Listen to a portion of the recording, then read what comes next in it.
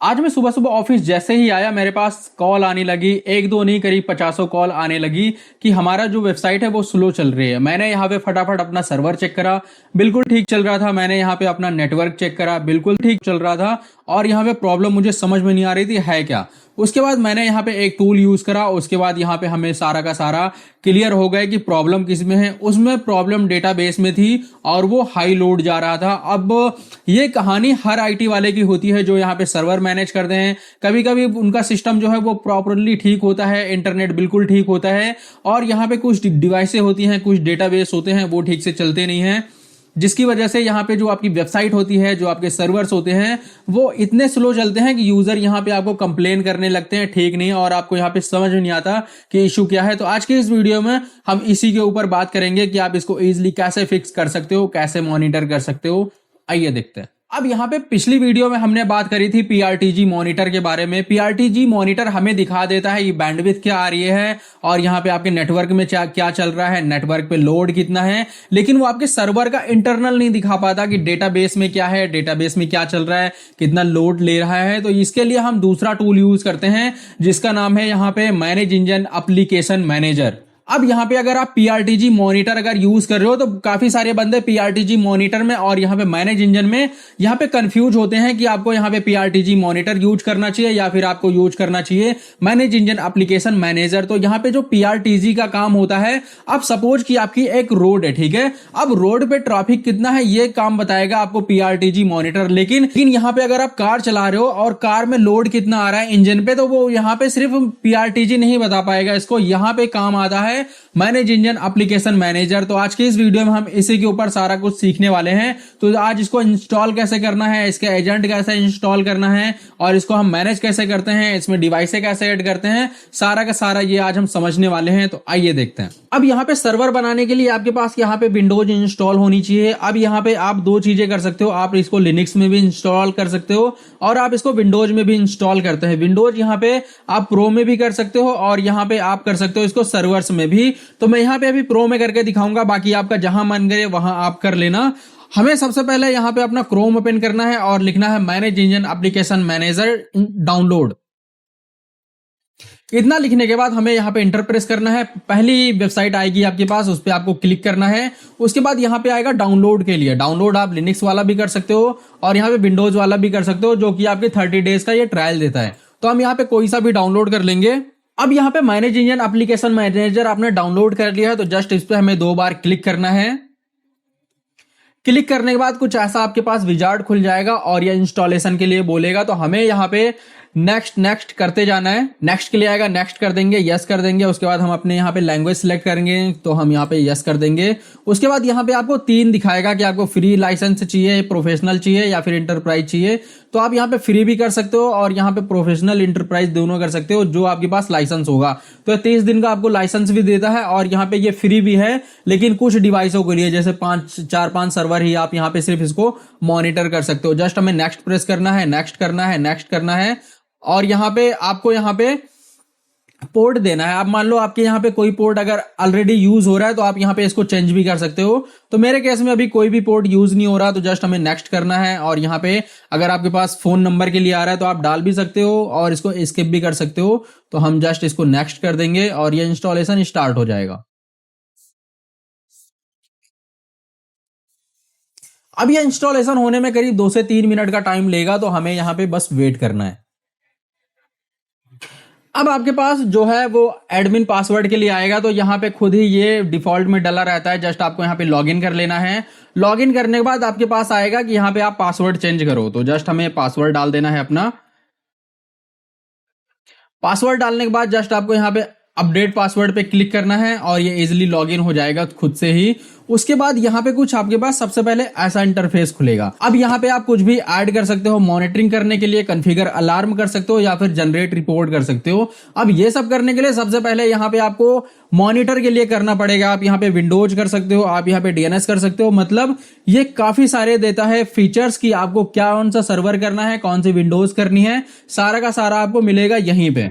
अब सबसे पहले जब भी आप यहाँ पे लॉगिन करोगे आपके पास ऊपर लिख के आएगा कि आपको इसको परचेज करना है या फिर इसको आप कोटा कर सकते हो कि ये कितने पैसे का है। तो अगर आपके पास लाइसेंस है तो आप यहाँ पे इसको लाइसेंस को अपडेट कर सकते हो। अगर आपके पास नहीं है तो आप 30 डेज का ट्रायल है ये चला सकते हो, उसके बाद ये फ्री वर्जन में आपका कन्वर्ट हो जाएगा। अब यहाँ पे अगर आपके पास लाइसेंस है तो आप यहाँ पे इजीली डाल सकते हो। बस आपको यहाँ पे प्रोफाइल्स पे अपने क्लिक करना है और यहाँ पे आएगा लाइसेंस मैनेजमेंट।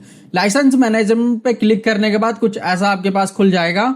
अब यहाँ पे आपको कुछ दिखा देगा कि आपके पास कौन सा लाइसेंस है, कितने आप यूज कर सकते हो, करंटली में कितना यूज कर रहे हो, पर मंथ कितना कर सकते हो। और ये तो हो गया ट्रायल लाइसेंस। अगर आपको यहाँ पे लाइसेंस अपना इंपोर्ट करना है तो जस्ट आपको यहाँ पे चूज फाइल पे क्लिक करना है और यहाँ पे जहां भी आपका लाइसेंस है आपको उसको कर लेना है इंपोर्ट।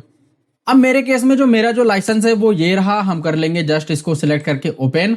ओपन करने के बाद जैसे ही हम यहाँ पे रजिस्टर पे क्लिक करेंगे हमारा ये लाइसेंस इजिली यहाँ पे इंपोर्ट हो जाएगा खुद ही। तो हमारा यहाँ लाइसेंस इजिली इंपोर्ट हो चुका है और ये है 999 यूजर्स के लिए।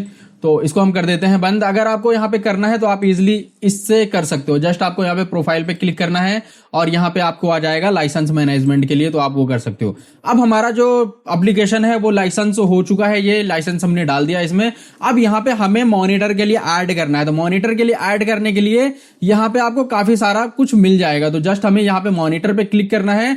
अब आप जैसे ही मॉनिटर पे क्लिक करोगे आपके पास यहाँ पे आएगा ऐड न्यू मॉनिटर। तो जस्ट हम इस पे क्लिक करेंगे तो यहाँ पे आपके पास काफी सारी एप्लीकेशंस मिल जाएंगी कि आपको कौन सी एप्लीकेशंस यहाँ पे करनी है। तो आपको जो भी एप्लीकेशंस करनी है आपको उसको ओपन करना है और क्रेडेंशियल डालना है अपने यहाँ पे। तो यहाँ पे लिख के भी आता है कि आपको करना कैसे है। और अगर आपके पास कोई विंडोज मशीन है, सर्वर है, कोई लिनक्स, तो वो आप इजिली कर सकते हो। बस आपको विंडोज पे क्लिक करना है और यहाँ पे नाम देना है, IP देना है और यहाँ पे आपको यूजर नेम पासवर्ड डालना है और इसको कर लेना है टेस्ट। अब जैसे ही आप टेस्ट करोगे ये इजिली सारी की सारी रिपोर्ट आपको जनरेट करके यहाँ पे दे देगा। अब आप अपने सर्वर में इसका एजेंट भी इंस्टॉल कर सकते हो। तो एजेंट इंस्टॉल करने के लिए आपको जस्ट यहाँ पे सेटिंग में जाना है। सेटिंग में जाने के बाद यहाँ पे आपको मिल जाएगा डिस्कवरी एंड डेटा कलेक्शन। इसमें जाने के बाद आपको यहाँ पे मिलेगा FSO एजेंट। तो हम इस पे क्लिक करेंगे। अब इस पे क्लिक करने के बाद यहाँ पे हमारे पास आएगा डिप्लॉयमेंट एजेंट। ठीक है, हम जैसे ही डिप्लॉय एजेंट पे क्लिक करेंगे तो ये पूछेगा आपको किसके लिए करना है, आपको विंडोज के लिए करना है या फिर आपको करना है लिनक्स के लिए। तो अगर आपको लिनक्स या विंडोज के लिए करना है तो जस्ट हम डाउनलोड कर लेंगे। जस्ट हम यहाँ पे डाउनलोड पे क्लिक करेंगे विंडोज, तो हमारे पास आ जाएगा विंडो डाउनलोड फॉर विंडोज। तो हमें यहाँ पे इसको डाउनलोड कर लेना है और यह हमारा जो एजेंट है वो इजिली इंस्टॉल यहाँ पे डाउनलोड हो जाएगा। अब हमने जो अपना एजेंट है वो इजिली डाउनलोड कर लिया है। अब यहाँ पे आप जैसे ही एजेंट डाउनलोड करोगे तो यहाँ पे आपने एजेंट तो डाउनलोड कर लिया, लेकिन यहाँ पे आपको कुछ यहाँ पे डालना पड़ेगा डिवाइस की और यहाँ पे डालना पड़ेगा आपको होस्ट नेम और पोर्ट नंबर। तो ये दोनों आपको जरूर कॉपी कर लेना है, देख लेना है। तो जस्ट हमारी हो गई डिवाइस की और यहाँ पे होस्ट नेम और पोर्ट नंबर। तो जैसे ही हम अपनी एप्लीकेशन किसी भी अपने नेटवर्क में जो भी आपका रहेगा, आप वैन में हो तो वैन में कर सकते हो और आप लैन में हो तो लैन में कर सकते हो। जस्ट आपको ये एप्लीकेशन 2 बार क्लिक करनी है तो आएगा इंस्टॉल के लिए। तो हम जस्ट नेक्स्ट कर देंगे। अब ये मांगेगा कि आपको डिवाइस की क्या है, तो जस्ट हम यहाँ पे डिवाइस की कॉपी कर लेंगे और यहाँ पे हम कर देंगे पेस्ट। नेक्स्ट प्रेस करेंगे तो यहाँ पे हमारे पास आएगा कि आपका होस्ट नेम क्या है। तो यहाँ पे हमारा जो होस्ट नेम है वो हम कॉपी कर लेंगे और हम अपना कर लेंगे पोर्ट नंबर कॉपी और कर देंगे हम नेक्स्ट। नेक्स्ट करने के बाद ये कुछ इनेबल प्रॉक्सी के लिए आएगा। तो अगर आपने प्रॉक्सी पहले से ही सेटअप कर रखी है तो आप यहाँ पे डाल सकते हो। बेसिकली आप इसी एप्लीकेशन में पहले अगर आपने सेटअप करी होगी तो जस्ट हम यहाँ पे नेक्स्ट कर देंगे और यहाँ पे आएगा 2 ऑप्शन, इनेबल डिप्लॉयमेंट के लिए और इंस्टॉल APM के लिए। तो हम जस्ट यहाँ पे दोनों पे टिक मार करके इंस्टॉल कर लेंगे इसको